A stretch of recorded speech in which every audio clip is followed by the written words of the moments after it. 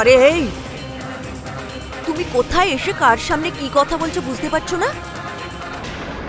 শোনো, মিথ্যে বলার অপরাধে যখন তোমাকে জেলে ঢুকিয়ে দেবো না, বুঝতে পারবে। মিথ্যে কথা বলে আমার কি লাভ হবে বলবেন? আমার জীবনের সবচেয়ে মূল্যবান জিনিস তো আমি হারিয়ে ফেলেছি।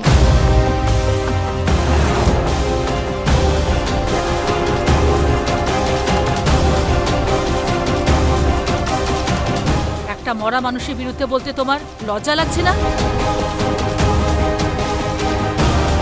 আমার ছেলে যে এই পৃথিবীতেই নেই তার বিষয় মিথ্যে বলতে বিবেকের দংশন হচ্ছে না? মা, আপনি কি ভাবছেন আমার কোনো কষ্ট হয়নি?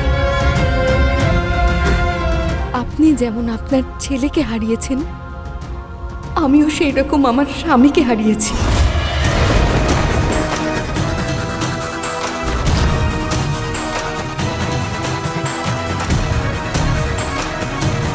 আমার মেয়েও তার বাবাকে হারিয়েছে।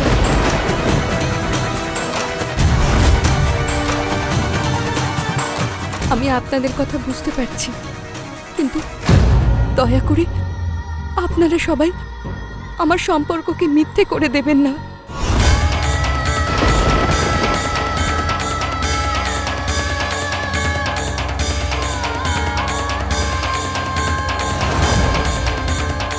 ও মলুচা, এই মেয়েটার কথা যদি সত্যি হয় তাহলে বুড়ির গর্ভ ভেঙে যাবে।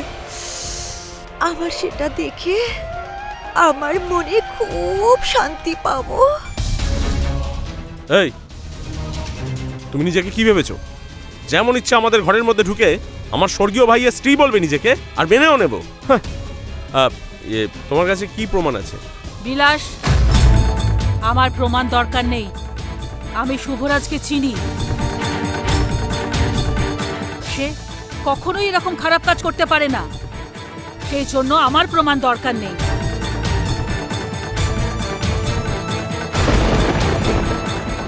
দেখো, আমি আর তোমার সঙ্গে তর্ক করতে চাই না। আমি তোমার কোনো কথা শুনতেও চাই না।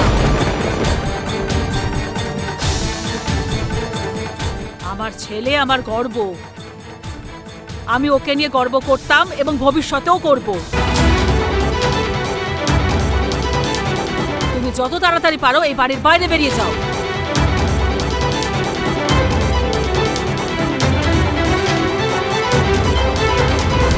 ওই মা, ও যদি এত বড় সত্যি কথাটা বলছে তাহলে সেটা দেখো, তার মধ্যে নিশ্চয়ই কোনো প্রমাণ আছে।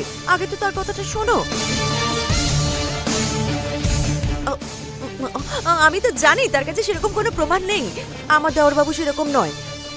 আর যদি তার ব্যাপারে সত্যি কোনো প্রমাণ না থাকে তাহলে আমি কি করতে আছি? না না মা, আমি কি করতে আছি? আমি নিজে গলা ধাক্কা দিয়ে বের করে দেবো।